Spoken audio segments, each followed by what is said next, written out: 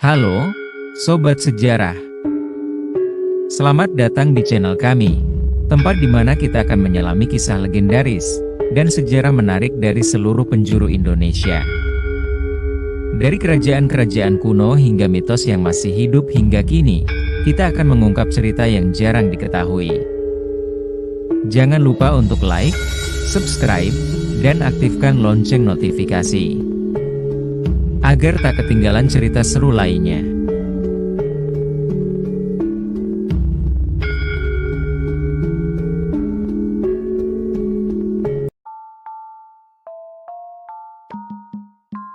Kediaman Demang Jelegong hari itu sangat ramai. Di rumah joglo yang megah itu sedang diselenggarakan perhelatan. Demang Jelegong akan mengadakan syukuran usai panen. Syukuran akan dimeriahkan dengan pergelaran wayang kulit. Dalang yang diundang untuk mempergelarkan wayang adalah dalang kondang. Oleh karena itu, Demang Jelegong mempersiapkan acara itu dengan jamuan makanan yang serba lezat. Ia tidak ingin mengecewakan tamu undangan. "Nyai, apakah seluruh kebutuhan perjamuan sudah tersedia?" tanya Demang Jelegong kepada istrinya. "Saya tidak ingin membuat malu keluarga, Kakang. Semuanya sudah disiapkan. Tak kurang satu apapun." "Engkau memang seorang istri yang sangat cekatan. Bukankah yang akan kita undang adalah para demang terhormat dari desa-desa sekitar, Kakang?" "Ya. Bahkan, Ki Demang Wanabaya telah kita undang secara khusus. Beliau adalah tamu istimewa. Sebagai orang sakti dan guru bagi demang-demang lainnya di Mangir ini, maka beliau patut dimuliakan." Sore mulai menjelang.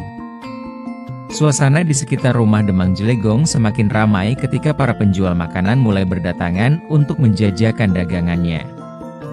Oleh karena banyaknya orang yang ingin menyaksikan pertunjukan wayang, sekitar rumah Demang Jelegong seperti berubah menjadi pasar. Ki Demang Wanabaya tiba.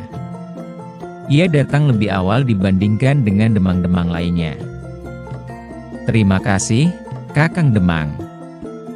Engkau sudi hadir dalam perhelatanku ini.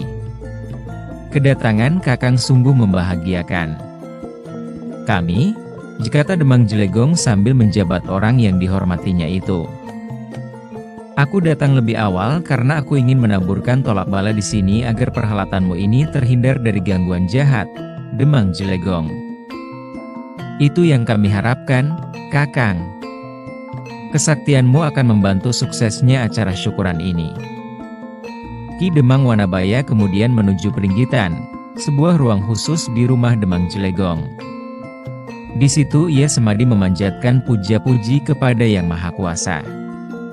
Selesai bersemadi, Ki Demang Wanabaya kemudian dipersilakan menikmati hidangan dan minuman yang telah disediakan.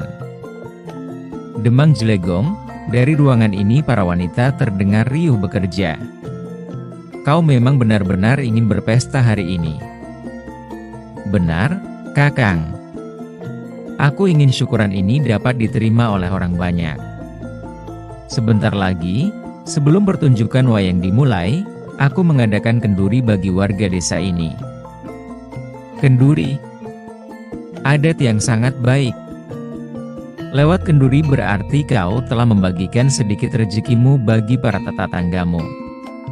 Kulihat banyak tetanggamu yang tidak semakmur kau." "Begitulah maksudku, Kakang Demang. Berbagi dengan orang lain adalah perbuatan mulia.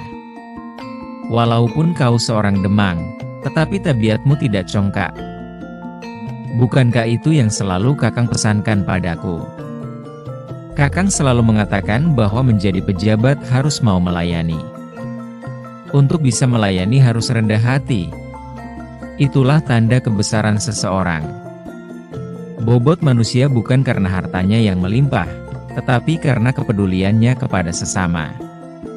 Semoga kau mempedulikan tetangga dan saudaramu itu, tidak karena kau ingin disanjung, Demang Jelegong."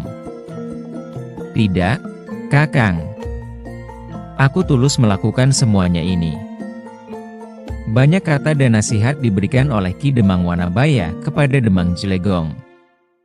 Demang Jelegong mempersilakan tamunya untuk bersantap. Silakan kakang nikmati. Aku mau menemui para tamu yang mungkin akan segera datang.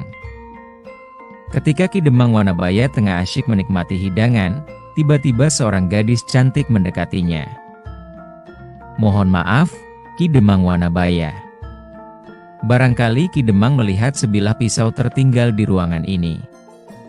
Aku kehilangan pisau, Ki, papar si gadis dengan sopan. Ki Demang Wanabaya segera menghentikan acara santapnya. Dipandanginya gadis itu dari ujung rambut sampai ujung kaki. Ia heran ada seorang gadis berani mendekati seorang Demang dan menanyakan pisau. Pisau? Mengapa engkau mencarinya di peringgitan ini? Mungkin saya dapat menemukan pisau itu di sini, Ki Demang. Pisau itu akan saya pakai untuk memotong-motong daun di dapur. Seharusnya gadis secantik kau tidak pelupa. Gadis itu hanya tertunduk malu mendengar kata-kata Ki Demang Wanabaya. Ia tidak berani bertanya lagi. Bagaimana kalau engkau memakai pisauku saja? Jika Ki Demang tidak berkeberatan, saya mau memakaikannya. Terimalah pisau ini, gadis cantik. Ingat pesanku, pisau ini sangat tajam. Jadi, jangan sekali-kali kau taruh pisau ini di pangkuanmu. Gadis itu lalu diberi sebilah pisau oleh Ki Demang Wanabaya. Sesudah pisau diterima, si gadis segera pergi ke dapur bergabung dengan para wanita lainnya. Di dapur si gadis asyik memotong daun pisang untuk dibuat pembungkus makanan. Akan tetapi, karena terlalu asyik bekerja, ia lupa pesan Ki Demang Wanabaya. Pisau pemberian Ki Demang di pangkunya dan tiba-tiba lenyap. Setelah itu, gadis cantik tersebut hamil. Kian hari perut si gadis semakin besar. Malu atas peristiwa yang dialaminya, si gadis lalu pergi meninggalkan desa tempat tinggalnya. Ketika waktu melahirkan tiba, keluarlah dari rahim gadis tersebut sebutir telur besar. Oleh si gadis, telur itu lalu ditutupi dengan jambangan, belanga besar. Karena udara panas di dalam jambangan, lama-kelamaan akhirnya telur itu menetas dalam wujud seekor ular.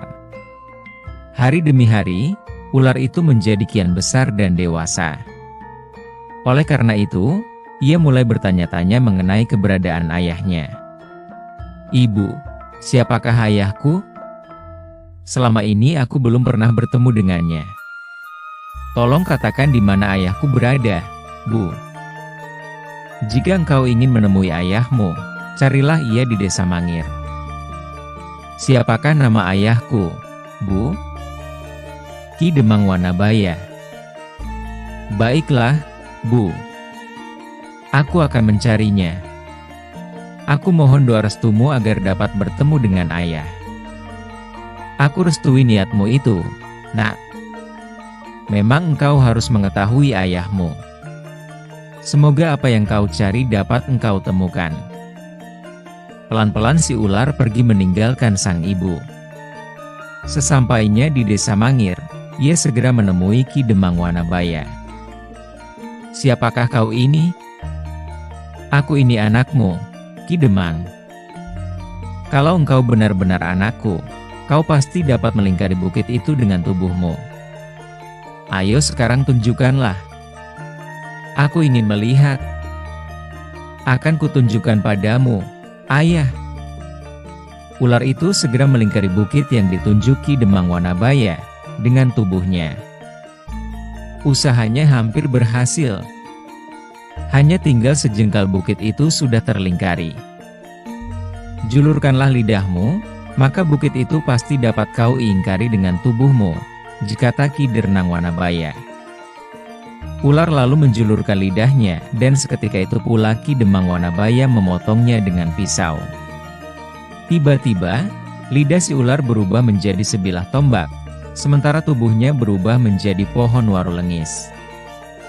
Tombak itu diberi nama Baru Klinting. Tombak Baru Klinting kemudian dikenal sebagai salah satu pusaka Ki Demang Wanabaya.